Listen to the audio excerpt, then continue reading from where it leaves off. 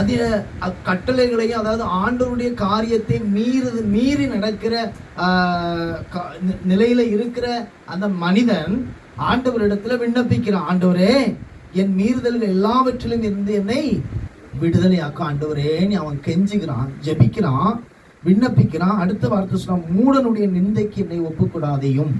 அப்போ ஒரு மனிதனோ ஒரு மனுஷியோ தேவனுடைய காரியத்தை விட்டு மீறி நடக்கும்போது அது பாவமாக ஆண்டவர் சமூகத்தில் எண்ணப்படுகிறது. அது பாவமாக மாறும்போது மூடனுடைய நிந்தையை நம்ம சுமக்க வேண்டியது இருக்கிறது. அல்லேலூயா சொல்லுங்க. அது என்ன பாஸ்டர், மூடனுடைய நிந்தையை நம்ம சுமக்கணும்? ஆண்டவருடைய காரியத்தை விட்டு மீறி நடக்கிற பிள்ளைகளுக்கு பாவம் என்று குறிக்கப்படுகிறது. அவன் அந்த பாவத்தை அனுமதிக்கும் போது அவன் மூடனுடைய நிந்தையை அவன் சுமக்கிறானே. அது என்ன நிந்தை அப்படின்னு சொன்னா, சோத்திரம், இகழ்ச்சி. ஒன்று, மூடனுடைய நிந்தை என்னது? ஒன்று இகழ்ச்சி. ரெண்டு, அவமதிப்பு.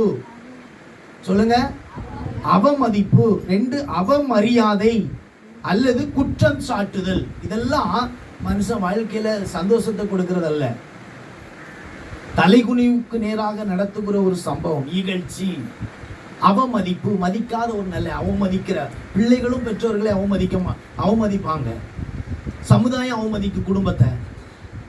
அப்போ இந்த இகழ்ச்சி, அவமதிப்பு, அவமரியாதை அல்லது குற்றம் சாட்டுதல், இப்படிப்பட்ட நிந்தைகள் நம்மையும் நம்முடைய குடும்பத்தையும் இதுவரை பின்தொடருமே. ஆனால் இன்றைக்கு தேவ சமூகத்துல ஆண்டவருடைய வசனத்தின்படி, ஆண்டவரே என் மீறுதல்களை இருந்து என்னை விடுவித்தருளும், எல்லா மீறுதல்களிலிருந்து என்னை விடுவித்தருளும் என்று ஜெபித்து அந்த விடுதலையை கொண்ட பிள்ளைங்க இப்படிப்பட்ட அவமதிப்பு, இகழ்ச்சி, குற்றம் சாட்டப்படுகிறது அனுபவம், இது எல்லாவற்றிலிருந்து நீங்கள் விடுதலையாக்கப்படுவீர்கள்.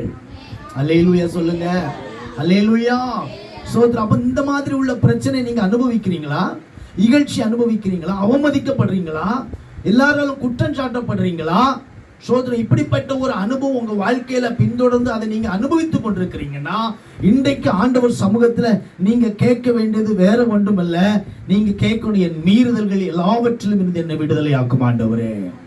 அல்லேலூயா சொல்லுங்க.